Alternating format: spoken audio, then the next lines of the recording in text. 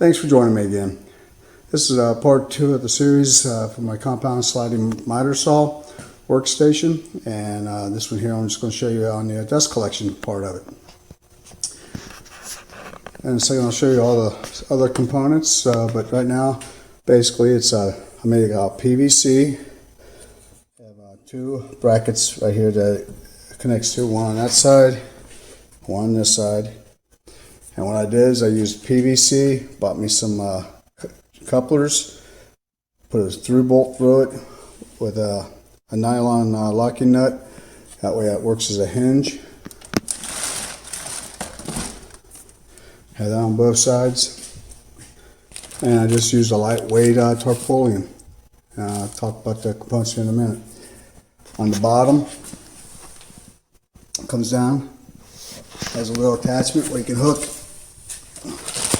either a vacuum system to it or put it into a bucket, just like a commercial model that's out there. Personally, I like putting a vacuum to it. It helps draw the sawdust a little bit better down. And I also went and bought a little plumbing 9-degree fitting right here. That way I can direct it however I need to, depending on the miter cut, to keep it blowing all on the inside.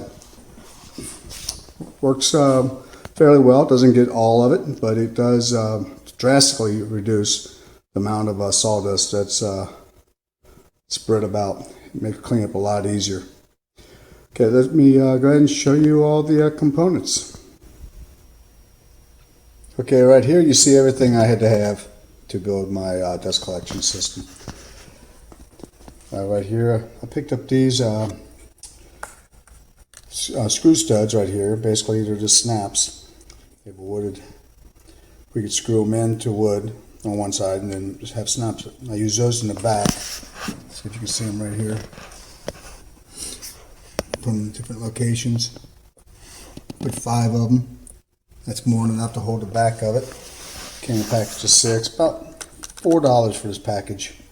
And has the tool that came with it. Replacements are cheaper. Now that I got the tool, if I needed more, I could go get a refill of that. Got that at a local hardware store. Tarp tape. Got this at Northern Tool. I'm surprised how well this here would probably work by itself without any glue or anything. But I used it to reinforce the canvas. It worked really well. And I use Loctite spray adhesive, number 300. This is what I use when I do lamination. And it works really well on the canvas as well. Just make sure it dries before you put the 2 pieces together on the folds. Works real well. And the tarp I use I got from Northern Tool. They had a 2-pack, 8 foot by 10 foot, and a little $4 and something on sale. It's pretty lightweight. This is a remnant what's left of it, but more than strong enough for dust collection. And then like I said, I doubled it up with that tape. Looks like it's holding up real well. For the wooden parts, I had to make 2 attachment points. And with these, I just used some birch plywood scraps I had left over. Just did a glue up. And I'll show you how those go in a minute. So I just built them up and put a wooden dowel that I had, cut it down. Did some sanding on it to get it to fit the hole real well. The hole I'm talking about is right here for the accessory. I have one on each side. And this one here I sanded just a little bit too much, so I put a little epoxy on the outside and I tightened it up real well. And the bottom for my attachment point for the vacuum system, I just used some leftover poplar wood stock. I just cut a 5 by 5 inch square with a 2.5 inch hole in the middle of it, and that's what my dust collection hooks up to. And lastly was PVC, some Schedule 40 1/2-inch PVC pipe. Got 2 of these for all the end brackets that you've seen in the first video, with all the elbows and all that. Total price of everything, we have about $21 excuse me, into it. I already had the spray adhesive. This would be the most expensive. This is about $14 a can, but it doesn't take much. So this was left over, so that worked out real well. So like I said, I got about $21 into it. And let me show you how these brackets install. This one here, right here, with this pipe, it's a single man production, so I have to excuse that. So basically, got a little cutout here, and that's so my adjustment right here for the fence, I can still get to it. And it just slides right on in there, locks in place, and then the PVC sits in there. I would like to have come out to about 9 inches, which is more like the production models that you can buy out there, but 9 inches was going to affect me on this side with my router table, and on the other side I was going to have problems with my dust collection, and I was going to have to move that, and rather than do that I just shortened it up. For the other one, it's a little bit different setup because the back is a little bit different on my particular saw. This wasn't really much of a factor. Just have it so it just slides in there, and that piece right there just keeps it so it locks it in steady. So the poles go right into there. So it's very easy to take apart, put back together if I need to. As you can see, I just got it sitting right over there. Alright, let me show you how I put it together now.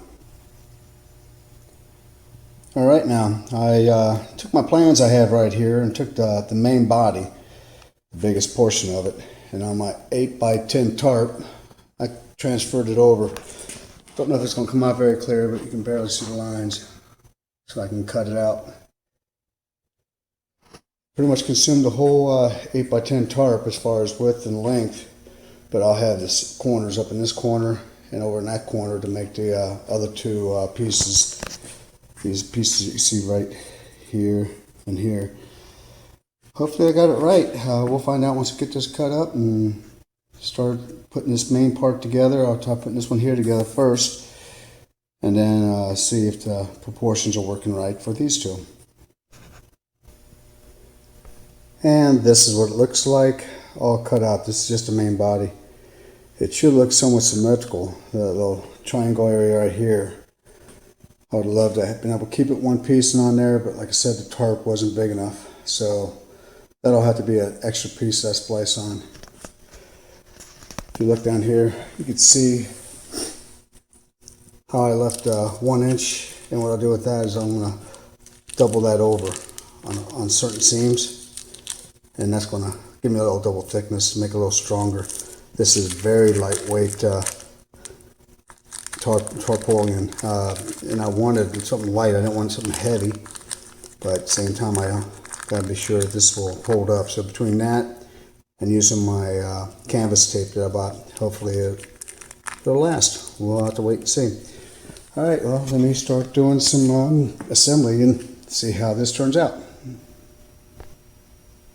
Now here it is with the main body. I've got it all taped up. Seems to be working pretty well. I just taped up all those 1 inch seams. So I have to do 2 triangle parts in the bottom. Made my little loop right here for the pipe to go through it.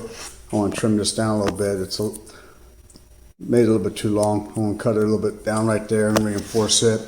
That tape works really well. Putting some straps in the back. A little view on the inside. It's looking pretty good. And on here's where I'm going to put my other snap. But this is how it looks at this phase. Let me go ahead and make my 2 smaller triangles. That's this one right here and this one right here. So I can complete the bottom part, shoot down here, and finish the final part right down here for the vacuum system to hook up to it. So far so good. I'll show you what it looks like after I get those cut out and put on. Here you see the 2 triangles cut out. This might give you a little bit better view. I cut it always a little long, give it a little extra inch, and then what I want to do, and what I did over on the main body, so I'll put this spray adhesive, and that reinforces the edge. And then that way when I use a tape, rivet, or anything of that nature, it'll strengthen, because this is pretty thin stuff. I'm afraid if I just attach it right to the frayed edge like that, not even frayed, but a cut edge, it might end up tearing out. So I'm doubling up. Now edges that connect to each other, I use the 1 inch just to overlap onto each other. But that gives you an idea, and you can see how basically I got them cut out right here. All right, well, let me get going and put these on and see if we can show what the product looks like. And here you see the whole setup all ready to go to cut some wood. With the dust collection all set up. See the tarps right here. Got plenty of space on the inside. I'll move this wood real quick. Unlock it. I can go. Once again, it will go full throw. It hits over on the side when I pull the slide in and out. That's where I would like to have come 9 inches out, but it still misses all the restrictions, so it still works, still hits all the areas, and I can still get all the degrees that I need to get in there.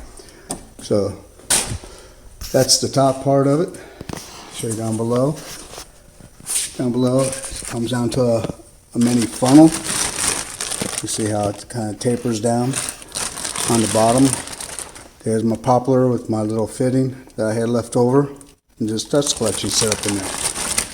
So I figured gravity will work great. If I wanted to, I can just put a bucket down there and catch the sawdust.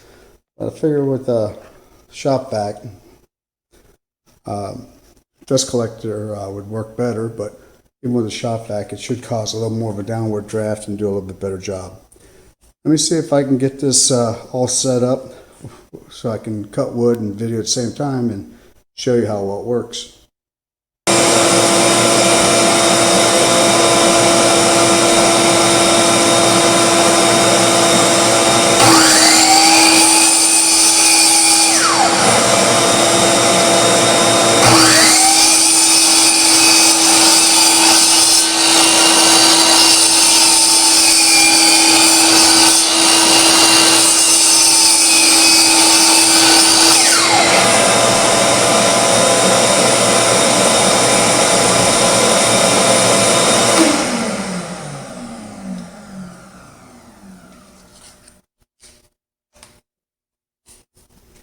Okay, videoing with a tablet, so it's a little awkward to do.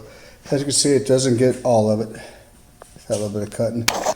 I have yet to find anything that will get 100%.